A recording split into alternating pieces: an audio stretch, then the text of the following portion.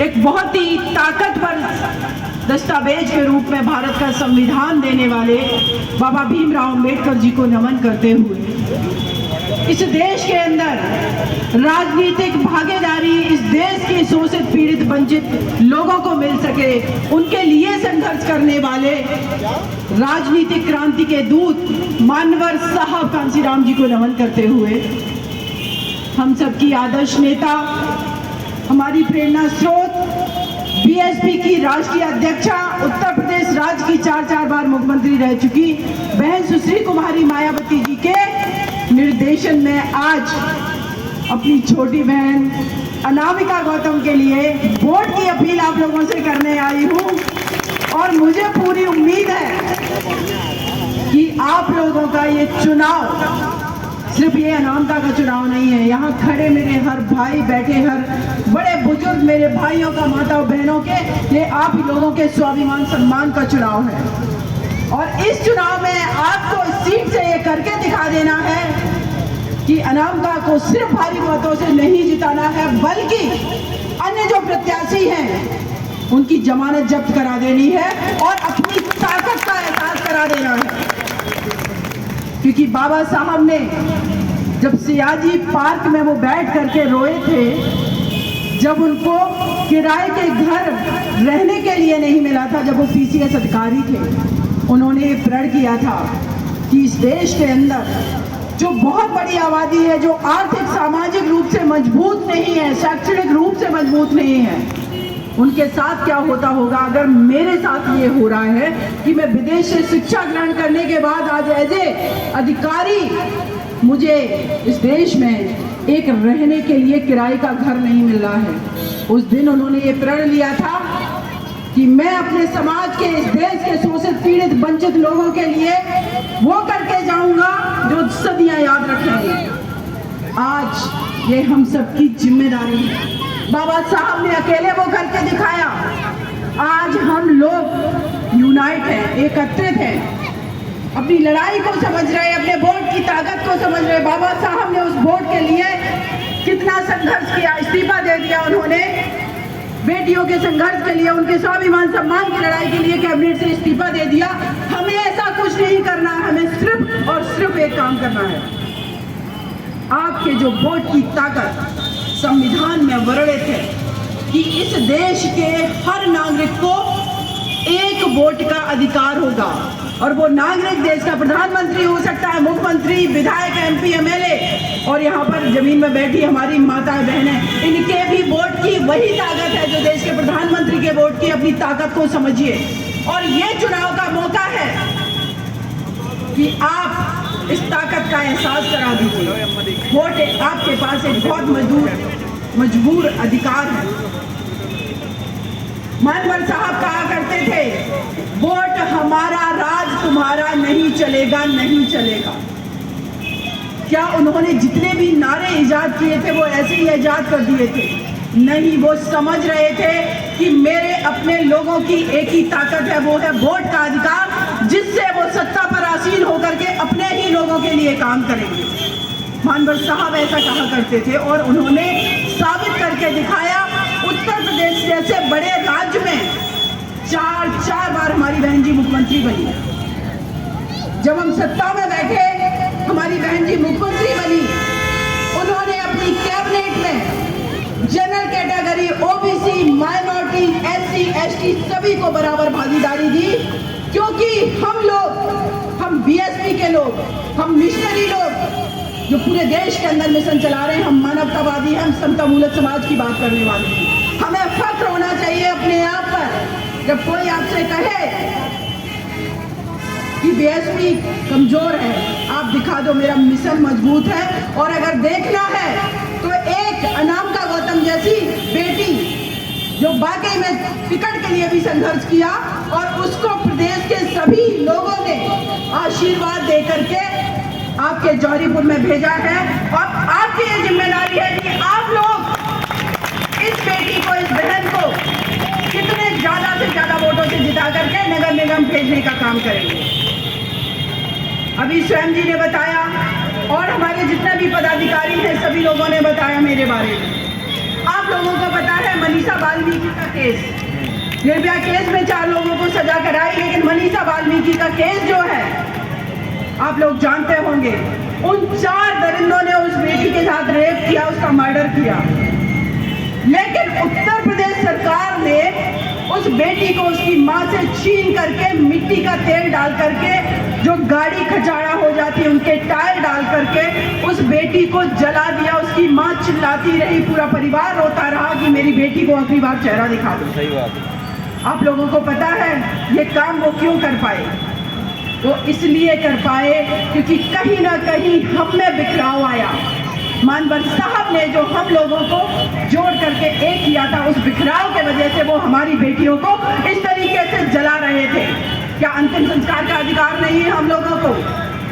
लेकिन ये बिखराव खत्म करना है। हमारे आपसी मन मुटाव कुछ भी हो सकते हैं, लेकिन जब चुनाव का समय आए, दिखा दो आप अपनी बहन जी को जो लखनऊ में बैठी है कि बहन जी ये पूरा समाज आपके स्वाभिमान सम्मान के लिए खड़ा है, और बहन जी की ही छोटी सी पदाधिकारी नाम गौतम को यहाँ से जिता करके भारी से भारी मतों से उनकी झोली में डालने का काम करेंगे कि बहन जी आप जिसको टिकट दिलवाएंगी, हम मिशनरी लोग ये साबित करके दिखाएंगे कि ना हमें कोई तोड़ सकता, ना हमें मरोड़ सकता, ना हमें पैसे से खरीद सकता, ना हमारे मिशन को कमजोर कर सकता।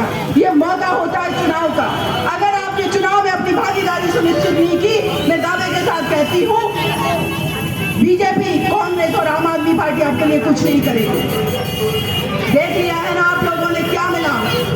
बहुत लोग वोट कर दिए आम आदमी पार्टी को। आज भी जहां पर हमारे अपने लोग रह रहे हैं उन गलियों को जाकर के मोहल्लों में देखिए, ऊपर से पानी बह रहा, मच्छर पनप रहे हैं, बीमारियां हो रही हैं। बाबा साहब के नाम का भरपूर उपयोग कर लिया उन्होंने, लेकिन हमारे लोगों के लिए कुछ नहीं किया। बड़े बड़े होर्डिंग्स लग जाते हैं। आप लोग सोचते होंगे आम आदमी पार्टी का भी देखा आपने, एक ऑटो निकल रहा है, स्पीकर लगा हुआ है। हम लोग इस तरीके से प्रचार प्रसार नहीं कर पाते हैं बहुत ज्यादा। क्यों? क्योंकि हम लोग ईमानदार हैं, करप्ट नहीं है। जो ईमानदार होगा उसके पास फालतू का पैसा नहीं होगा, जिसके पास फालतू का पैसा नहीं होगा वो कहां से ये सब करेगा। हम ईमानदार लोग हैं, जनता मूलक समाज की बात करने वाले लोग हैं। इस दिल्ली के अंदर कम से कम करोड़ों नहीं अरबों रुपए एडवर्टीजमेंट में खत्म हुआ है। अगर यही रुपया आप लोगों के हित के विकास के लिए लगा दिया गया होता तो मुझे नहीं ऐसा लगता कि यहाँ पर ये नालियां बह रही होती, पॉल्यूशन होता बहुत ज्यादा, बहुत सारी जो समस्याएं हैं वो होती। बाबा साहब के नाम का उपयोग तो कर लिया, लेकिन बाबा साहब के जो मूल उद्देश्य थे उनको इन्होंने कभी पूरा नहीं किया। इसीलिए बाबा साहब ने ये लिखा था कि ये जो हमने दस्तावेज लिखा है भारत का संविधान, इस देश का सबसे स्ट्रॉन्ग, सबसे ताकतवर हथियार है, सबसे ताकतवर ये दस्तावेज हमारा। अगर इसमें लिखी हुई चीजों को हमारी सरकारों ने इम्प्लीमेंट कर दिया, लागू कर दिया, तो इस देश का विकास चरम पर होगा। तो इस देश का शोषित, पीड़ित, वंचित लोग कभी भी भूख के वजह से इस देश के अंदर आज भी लोगों की मौत नहीं होती। लेकिन बाबा साहब लिख करके इस दुनिया से चले गए। उन्होंने अपने बच्चों की आहुति दे दी, अपने पत्नी की गोद में बेटी की लाश तक को उन्होंने अंतिम संस्कार नहीं किया, और आपके जैसे बैठे बच्चों के लिए उन्होंने पूरा जीवन अपना दे दिया। अब आप समझिए कि हमारा मिशन क्या है। ये हमारे आज समझने की जिम्मेदारी है। लेकिन इन सरकारों ने क्या किया? क्योंकि इनका मंशा ठीक नहीं थी, इसीलिए आज भी देश के अंदर करीब 50% आबादी गरीबी रेखा के नीचे जी रही है। लेकिन हमारी अपनी बहन जी जब उत्तर प्रदेश में मुख्यमंत्री बनी, अम्बेडकर गांव बनाए, उन गांव में बिजली की व्यवस्था, सड़क की व्यवस्था, बच्चों को स्कूल में निःशुल्क जाने की शिक्षा का अधिकार दिलाया, क्या नहीं किया। और हम लोग इस दिल्ली के इस एमसीडी चुनाव में अपने ज्यादा से ज्यादा प्रत्याशी को अगर जिता करके भेजेंगे तो आप समझिए मिशन को मजबूत कर रहे हैं, अपने लोगों को मजबूत कर रहे हैं, अपनी बहन जी को ये मैसेज दे रहे हैं जो आप पर गर्व करती हैं, गुरूर करती हैं कि हम सब आपके साथ खड़े हैं। और आगे आने वाले जो चुनाव होंगे उन चुनावों में सारे राज्यों में आप लोग जीतेंगे, और 2024 जो कि मुख्यमंत्री भी आप लोग बना सकते हैं। आप लोग एक चीज का विश्वास रखना, सत्ता में उठा पलट होती रहती है। उत्तर प्रदेश में क्या हुआ भूल जाइए। कभी कभी एक कहावत होती है कि हमें लंबी छलांग लगाने के लिए एक कदम पीछे हटना भी पड़ता है। हम पीछे नहीं हटे, हमारा मिशन कमजोर नहीं है।